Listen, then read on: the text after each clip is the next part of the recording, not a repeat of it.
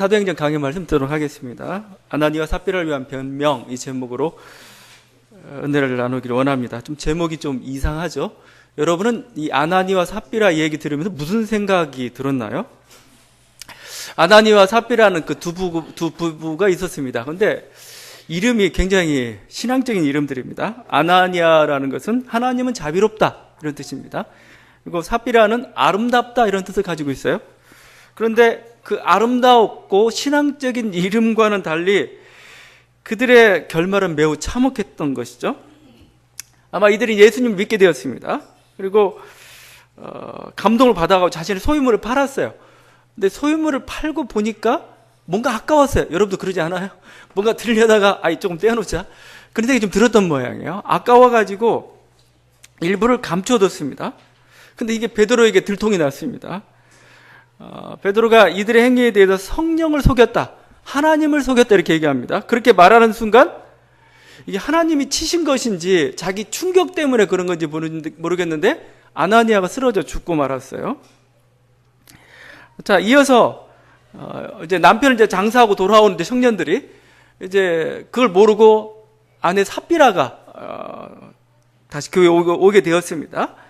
그런데 다시 한번 물어봐요. 이게 다냐? 삽비라가 또 다라고 하면서 거짓말을 하게 됩니다. 그런데 이번에는 베드로가 직접적으로 얘기하죠. 너를 메어 가리라. 그 청년들이 그 소리를 듣고 그 자리에 쓰러져 죽어서 결국은 남편과 함께 이렇게 장사가 되었다 이거죠. 이 사건으로 인해서 모든 사람들이 사실 그렇죠. 두렵죠. 우리 교회 이런 일이 나면 어떻게 되겠습니까? 다 두려워가지고 저게 무서운 교회라고 할 거죠. 그것처럼 그렇게 되었다 이겁니다. 자, 이를 통해서 우리가 하나님 앞에 정직해야 된다. 교회가 그렇게 초대교회 얼마나 거룩했는가, 얼마나 두려운 어떤 권위 있는 공동체였는가, 그럼 우리가 교훈을 얻을 수는 있죠. 그런데 좀 심하잖아요. 이 정도 가지고 이것 가지고 이렇게 사람을 죽일 정도, 두 부부의 목숨을 앗아갈 정도, 이 경우는 너무 심한 거 아니냐. 여러분 이런 생각은 안 드는지 저는 읽으면서 또 많은 사람들이 그렇게 생각을 할 겁니다. 이들은 그래도 대단한 사람들이에요. 왜냐하면 그들이 일부 감추긴 감췄지만 팔았잖아요. 자기 소유를 팔아가지고 뭔가 교회를 위해서 좋은 일을 하려고 그렇게 내어놓았던 것이죠. 우리는 그렇게도 못해요. 그렇게도 못하고 다 계산해가지고 조금 아니면 이제 마지못해서 이러지만 이렇게까지 못합니다. 우리에 비하면은 아주 훌륭한 신앙인인데 너무 심하죠. 지금 이렇게 설사 잘못을 범했다 할지라도 회개할 기회를 줘야 될 거 아닙니까? 회개해라. 너 잘못했습니다. 내놓겠습니다. 이렇게 되는데 바로 목숨을 앗아가 버리고 말았죠. 그렇다면은 이 두 부부가 이렇게까지 이렇게 벌을 받아야 한다면 더 많은 죄를 짓고 있는 사람들, 현대 교회뿐만 아니고 그들은 어떤 죄를 받아야 되는지, 어떤 벌을 받아야 되는지 우리는 가늠할 수가 없죠. 이러다 보니까 성경 주석가들도 이렇게 주석하다가 좀 자꾸 이렇게 걸려요. 그래서 이렇게들 해석을 했습니다. 벤트라는 그 연구가인데 이렇게 해석을 했습니다. 최초의 이 단순한 죄가 과연 참여할 여유도 없이 즉사의 형을 받을 만한 것이었는가 하면서 자기도 도무지 못 받아들이겠다 이겁니다. 녹슬한 사람이 이렇게 하겠습니다. 아나니와 삽비라 이야기가 하나의 전설이기를 바란다. 그냥 옛날 전설 따라 삼처럼 제가 하나의 전설적인 우리 현재 삶의 얘기가 아니길 바란다 이겁니다. 제가 생각해 조금 가혹했습니다. 만약에 이게 사탄에게 농락당했다, 그리고 성령을 속였다, 이게 바로 무서운 죄라면은 베드로도 여기 만만치 않습니다. 제자들의 죄도 만만치 않습니다. 그들은 어떤 벌을 받아야 되는지 모르겠어요. 베드로도 사탄에게 속았습니다. 속아가지고 그 가이사랴 빌립보에서 예수님이 십자가를 지고 가겠다니까 그걸 만류했습니다. 여러분들 마가복음을 자세히 읽어보게 되면 만류 정도가 아니에요. 꾸짖었습니다. 한편으로 데리고 가가지고 그러면 안 된다고 꾸짖었습니다. 사탄에게 속아서 이렇게 가장 중요한 지금 대속사역을 이루어야 되는데 그걸 만류했던 베드로는 어떤 벌을 받아야 되는지요? 또 베드로는 정말 사탄이 밀 까부르듯이 그렇게 당했어요. 농락을 당했어요. 마지막 그 예수님이 이제 그 신문을 받으시고 돌아가실 때 그때 베드로는 어떤 짓을 했습니까? 어린 계집종 앞에서 3번이나 예수를 부인했습니다. 부인한 정도가 아니에요. 저주했다고 나오죠. 저주했다고. 그러니까 뭐라고 한 거죠. 근데 지금 베드로는 자신의 과거를 잊어버린 겁니까?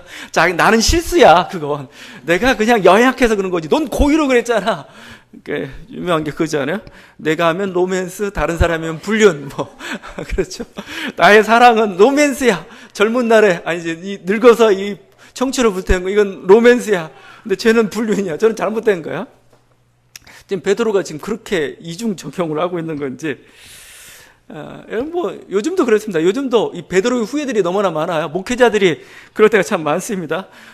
여러분의 이 두려움을 이용해가지고, 그래서 개척교회 다니다가 교회를 떠나면, 이렇게 교회 목사들 하는 말이 있습니다. 너 그러면 잘못하면 저주받아. 이런 거죠.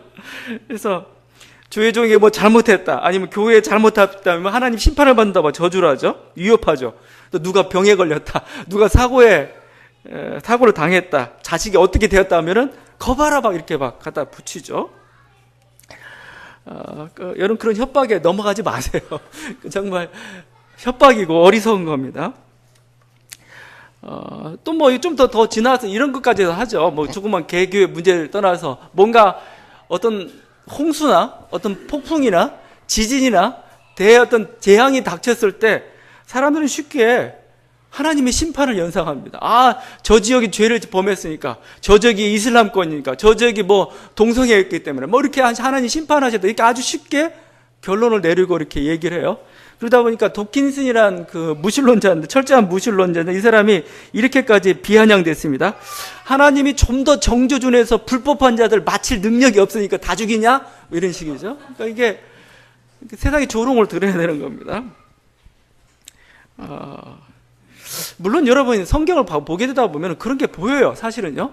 이렇게 우리가 무리하게 이렇게 적용하는, 그렇진 않아요. 왜냐하면 소돔과 고모라를 심판한 예도 있습니다. 이스라엘과 같은 나라, 또 오늘 아간이나 또 오늘 말씀에도 보는 대로 아나니아 사피라처럼 실제 하나님의 심판의 모습들이 보여요. 그러니까 당연히 그걸 적용하겠다고 쓰는 거 아니겠습니까? 자, 그런데 여러분 이제 이 하나님의 심판의 메시지는 조심해서 사용해야 됩니다. 조심해서 사용해야 되는 거고, 이 심판의 메시지는 이제 섣불리 적용해서는 안 되는 메시지가 되었습니다. 두 가지 점에서 그렇습니다. 하나는 그리스도의 십자가 이후에는 더 이상 이렇게 심판의 메시지나 정죄의 메시지는 더 이상 효력을 잃게 되었습니다. 예수님의 십자가는 게 뭡니까? 인간을 사랑하셔서 자신의 아들을, 가장 소중한 존재, 자기 아들을 내어주기까지 인간을 사랑하신다는 거 아닙니까?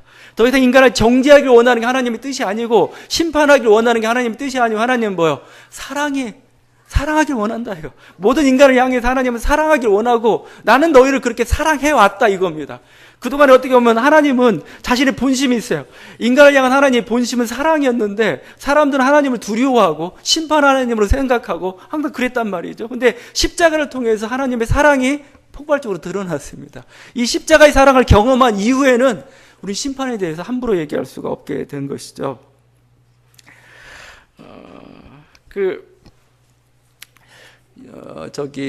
창세기 보게 되면은 노아 홍수라는 게 있습니다. 노아 시대에 마치 이렇게 죄악이 관영했습니다. 그래서 하나님이 그들을 홍수로 심판했죠. 그러고 난 다음에 노아가 하나님께 제사를 드리고 있는데, 노아한테 보여준 하나의 언약이 하나가 있었습니다. 무지개라는 겁니다. 무지개를 주시면서 이렇게 말씀하셨어요. 내가 내 무지개를 구름 속에 두었나니 이것이 나와 세상 사이 언약의 증거니라. 내가 구름으로 땅을 덮을 때 무지개가 구름 속에 나타나면 내가 나와 너희와 및 육체를 가진 모든 생물 사이에 내 언약을 기억하리니 다시는 물이 모든 육체를 멸하는 홍수가 되지 아니할지라. 하나님이 더 이상 홍수 심판하지 않겠다. 그 사인으로서 보여준 게 무지개입니다. 무지개. 그래서 어떤 학자는 이렇게 표현합니다. 무지개를 하나님이 화를 내려놨다 이렇게 표현합니다. 화르라는 건 심판이죠. 쏘아 맞히는 겁니다. 근데 하나님이 화를 내려놓았다 이겁니다. 그래서 인간을 더 이상 물로 심판하지 않겠다. 그래서 성경이 물로 심판 못하니까 불심판이 나오긴 하겠지만, 하나님의 약속입니다. 무지개를 바라보면서 저건 하나님께 더 이상 이 세상을, 이 피조물을 멸망치 않게 하겠다는 하나님의 언약이 우리를 확인하는 거죠. 그것처럼 우리는 십자가를 바라보면서 이제 뭐 하나님은 심판하지 않겠다. 하나님은 인간을 정죄하지 않겠다. 더 이상 이제 그들을 사랑으로 품겠다. 하나님의 본심이 인간을 향한 그 하나님의 사랑이 드러난 게 바로 십자가라는 겁니다. 그렇기 때문에 우리는 그러니까 우리가 인생을 살아보면 분명히 여러 가지 우리가 이해할 수 없는 일들이 벌어져요. 왜 사랑하는 하나님이 나에게 내 인생에 이렇게 모지게 대할까?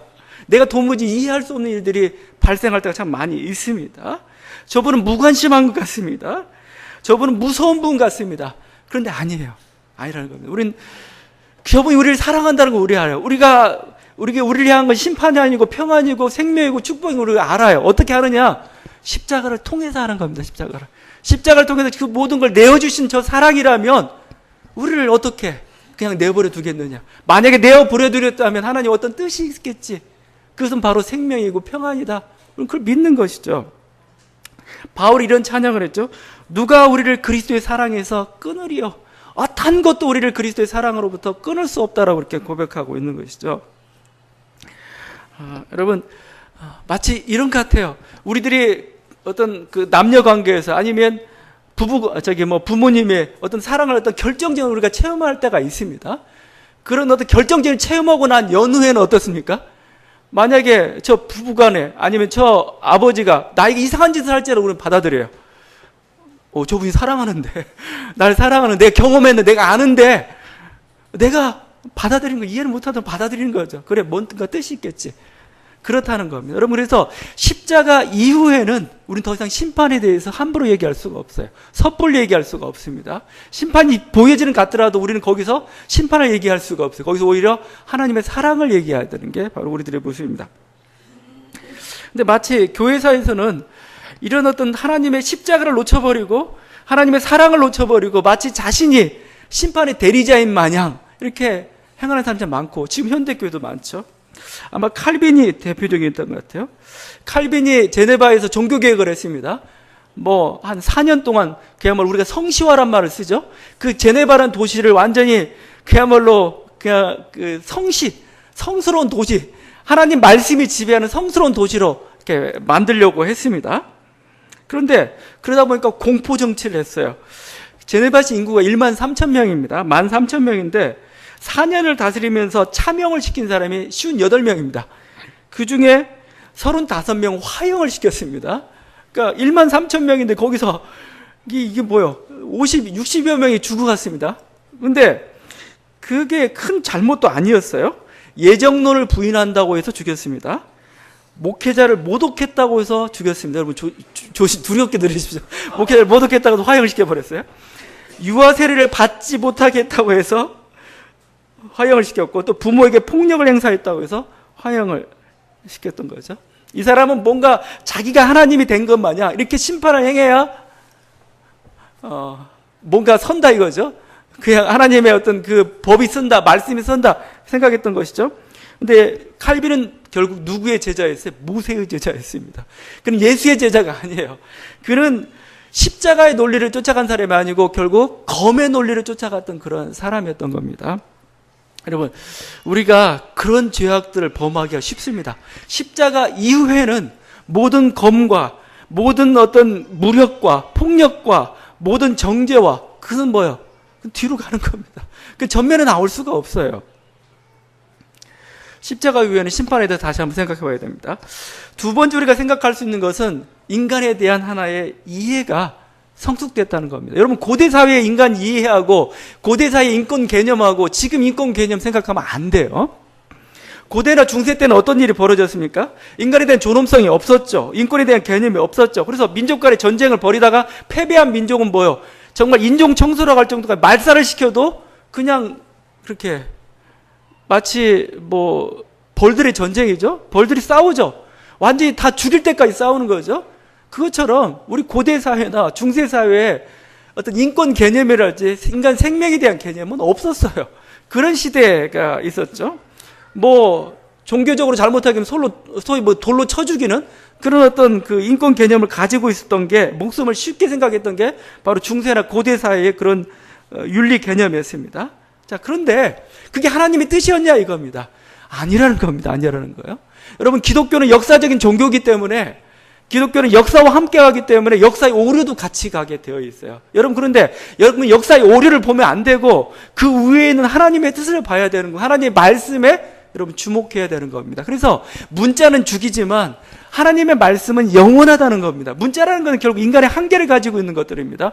그걸 가지고 아직도 이게 하나님의 뜻이라고 얘기하게 되면 그 사람들은 잘못하고 있는 겁니다. 이슬람이 그렇죠. 아직도 돌로 쳐 죽이는 그것을 계속 하고 있다면은 그건 정말 이 중세시대 어리석은, 아직 하나님의 뜻이 밝혀지지 않은 그 시대의 윤리대로 살겠다는 거잖아요.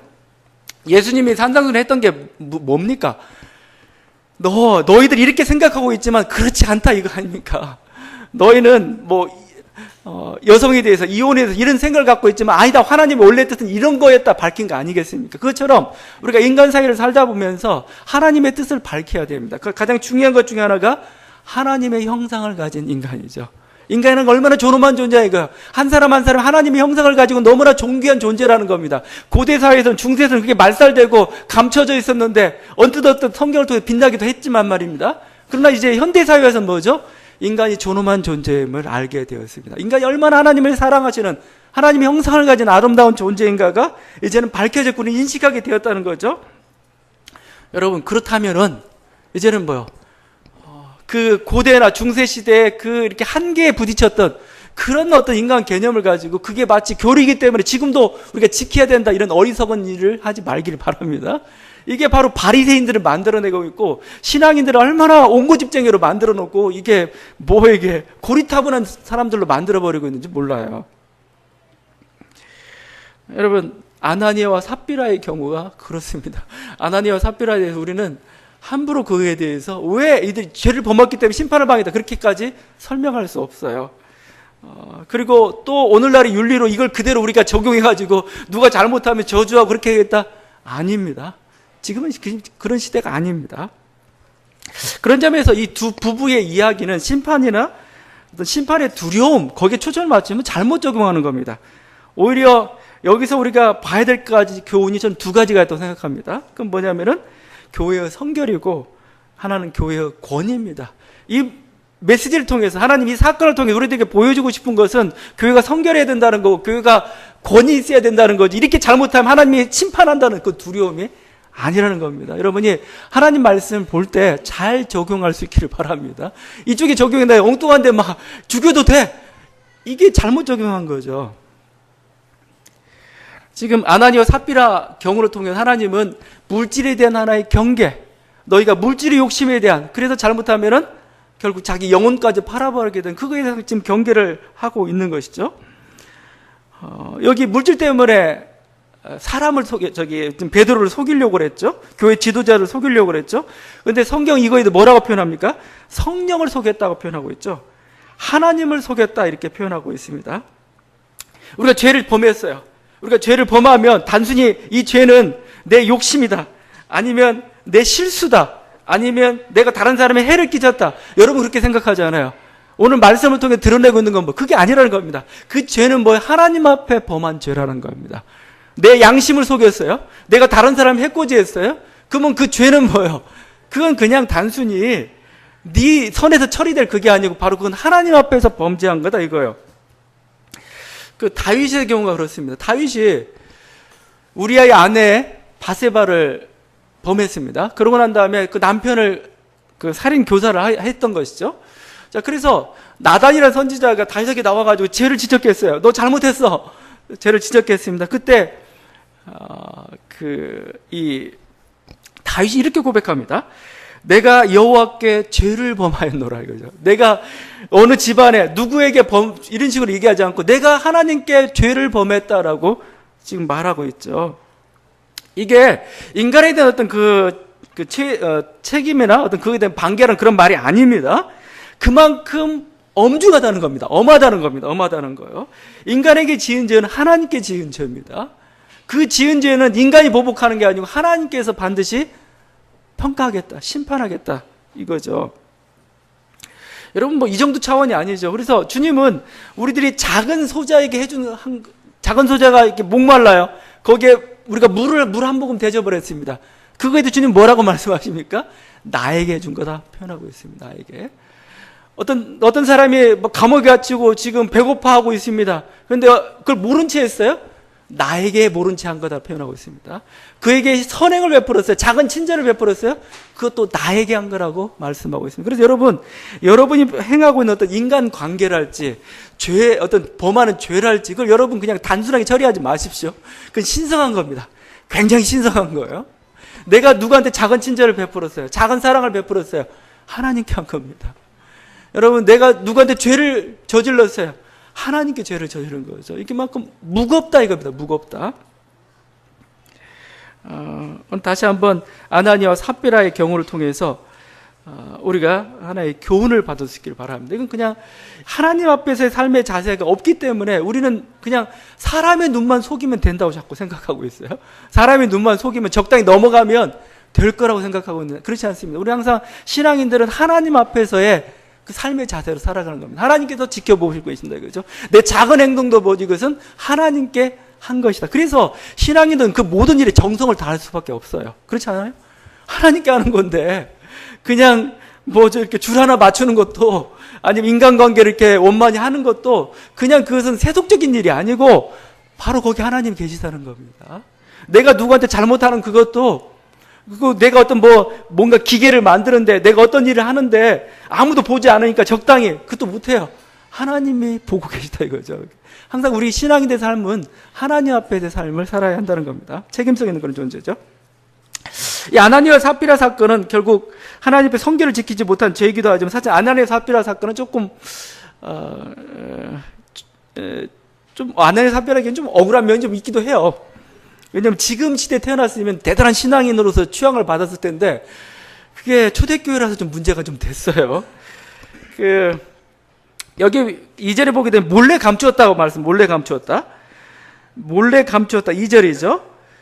근데 이 몰래 감추었다 이 표현이 헬라어로 에노스 피사토 아포라는 표현을 쓰고 있습니다. 좀 어려운 단어인데 왜 이 단어를 제가 얘기하냐면 전치사까지 쓰고 있는데 똑같은 단어가 어디서 나오냐면은 여호수아서 7장 1절에 나와요. 아간의 범죄에 똑같이 나오고 있습니다. 그러니까 지금 누가가 사도행전에 이 아나니아 삽비라 기록을 하면서 연상했던 거 뭐예요? 아간의 범죄와 같은 거구나라고 한 거죠. 아간은 어떤 죄를 범했습니까? 아간도 역시 물질의 욕심이 생겼죠. 이제 이스라엘 백성이 광야에 40년 동안 방황하다가 이제 여리고성 첫 전투를 행하게 되었습니다. 하나님 이런 명령을 내려요. 여리고성 첫 전투는 성결한 전투다. 내가 하는 전투니까 그 모든 물건들은 너희가 가지면 안 되고 다 나에게 바쳐라. 이렇게 얘기합니다. 그러니까 약탈 전쟁 만들지 말고 이건 거룩한 전쟁이니까 다 태워버리고 하나님께 바친 건 바치고 이렇게 하라 말씀한 겁니다. 근데 아간이 여리고성을 이제 점령하러 가다가 그 시날산 외투를 보게 됩니다. 여러분 한번 생각해 보세요. 40년 동안 이 아간은 그야말로 그냥 옷이나 신발이 헤어지지 않았다 보니까 단벌 신사로 이렇게 지냈던 사람입니다. 근데 여리고에 가니까 그 아름다운 시날산 외투를 보는 순간 자기도 생각나게 자기 와이프가 생각나지 않았겠어요. 야, 이것만 꼬부쳤다가 좀 주자. 이렇게 걸렸어요. 걸려가지고 어떻게 되냐면 네가 내 말에 순종하지 않았으니까 바로 아이성 전투에서 이스라엘이 패배하게 되죠. 그 원인을 밝히다 보니까 아간이 범죄 때문에 그렇습니다. 결국 아간은 이렇게 그 가문이 완전히 죽임을 당하게 되죠.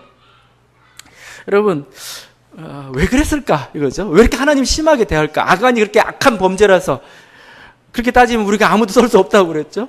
특별한 경우입니다. 특별한 경우. 지금 특별한 경우라는 게 지금 첫 전투예요. 첫 전투고 지금 어떤 고도로 어떤 하나님의 어떤 능력이 나타남으로써 지금 이스라엘의 도덕적 정당성을 가지고 가나안 땅의 모든 악을 징치하는 그런 심판 전쟁을 벌이고 있는데 거룩해야 되죠. 여기서 뭔가 흠을 보이면 안 되는 겁니다.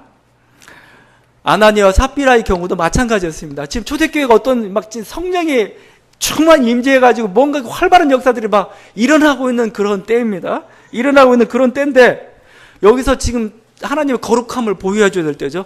성령이 임하니까 역시 다르구나 이거죠.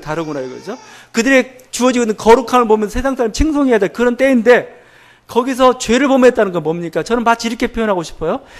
하얀 배측장이 있는데 거기다가 점 하나만 딱 찍어도 보이죠? 막 보여요. 꼬투리가 이게 너무 크게 보입니다. 아간의 죄나 아나니아 삽비라의 죄는 그런 겁니다.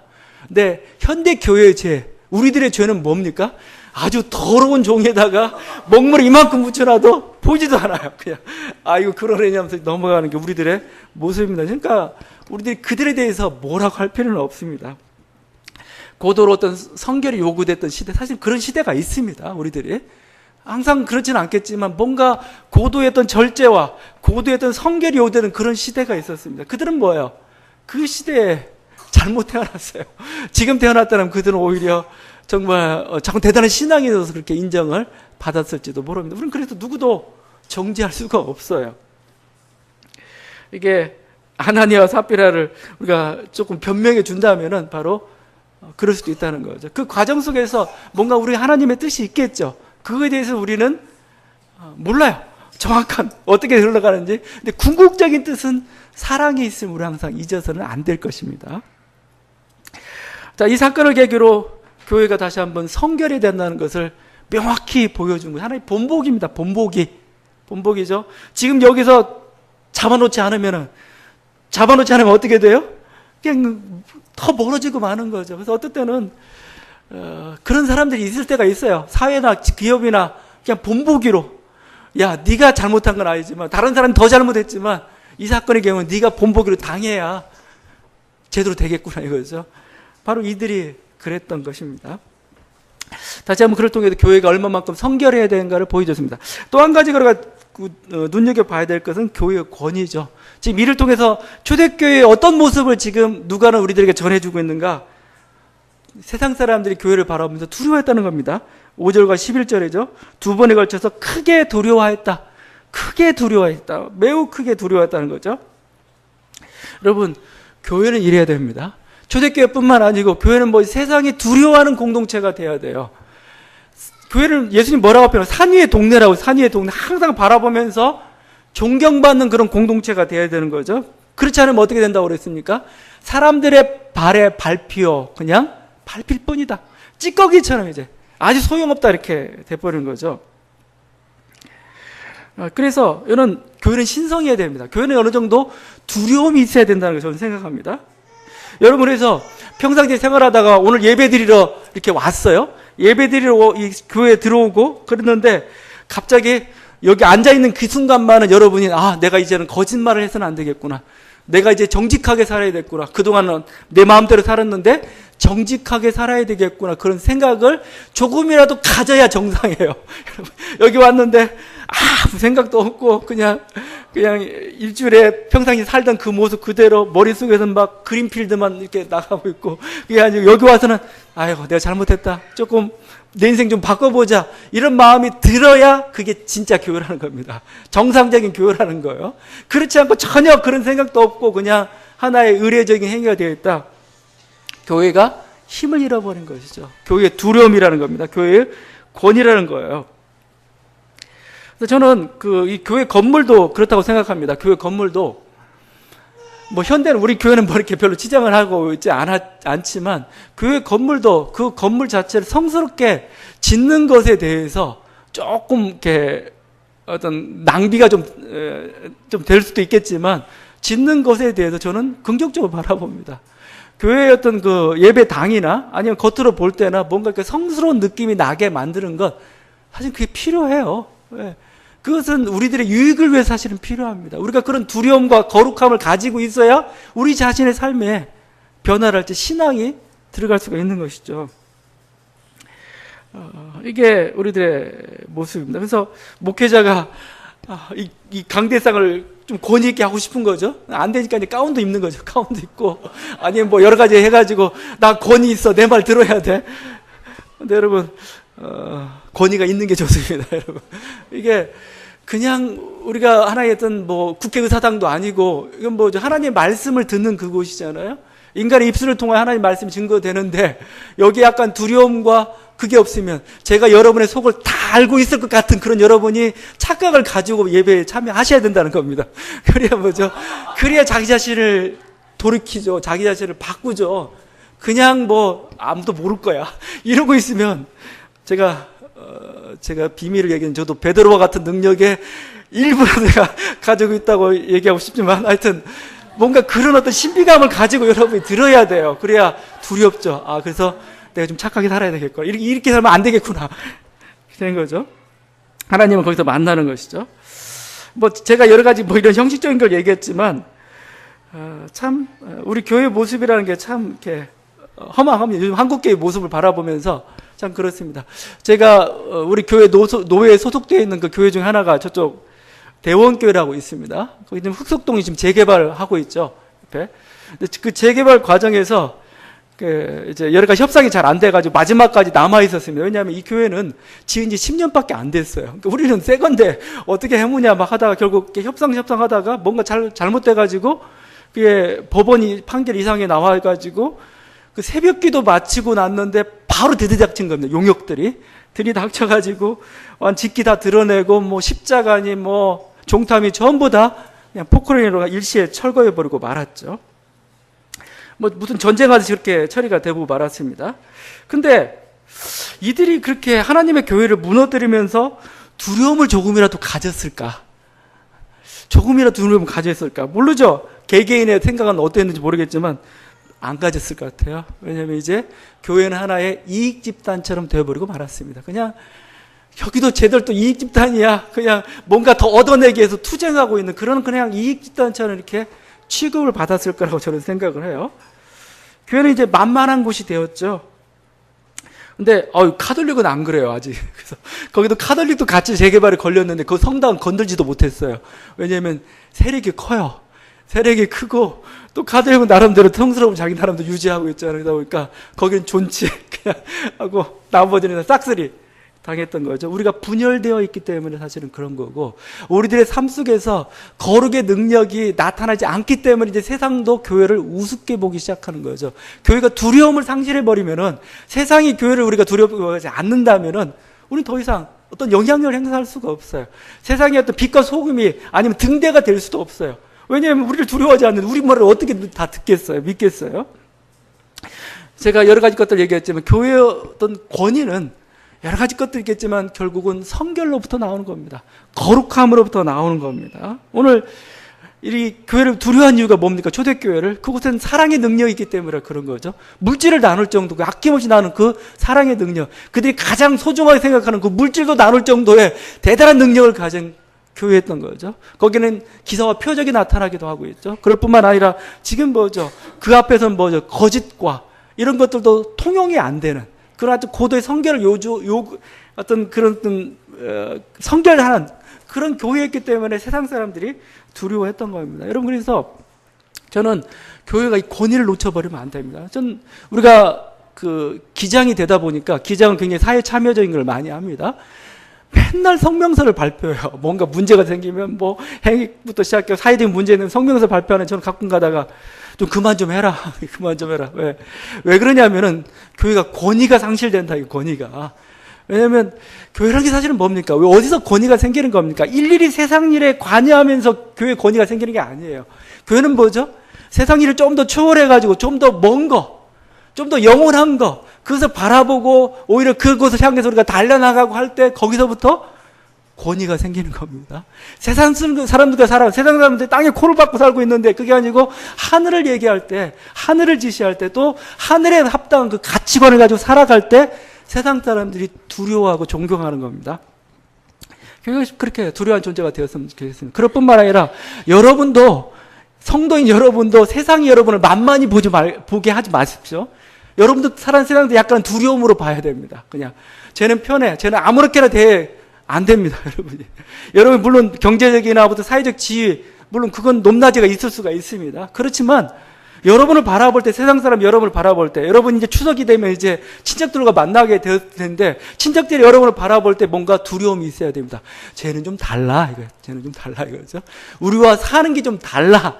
말하는 게 달라, 이거죠. 똑같이 모여가지고 계속 누가 더 돈이 많느니, 했느니, 뭐가 높으니, 낮으니, 이렇게 자랑질하고 있으면 돈 많은 사람이 가장 힘 있는 거죠. 근데 오히려 거기에 대한 아랑곳하지 않고 우리 화목한 게 좋아. 우리 뭔가 이렇게 좀 더 의로운 일을 할까? 뭔가 또 그것보다는 또 뭔가 뭐 행복이나 뭔가 생명의 가치나 오히려 이게 더 소중하지 않아. 이렇게 얘기하고 그런 삶의 자세를 가지고 있으면 몰라요. 어떻게 할지 모르겠지만 속으로는 좀 두려운 마음이 생깁니다. 쟤는 뭐야 이거죠. 쟤는 뭐야. 쟤는 사는 게 다르다 이거죠. 여러분이 여러분 신앙인으로서 여러분이 가지고 있는 이 어떤 자존심이라고 할 수도 있습니다. 존귀함을 놓지 말기를 바랍니다.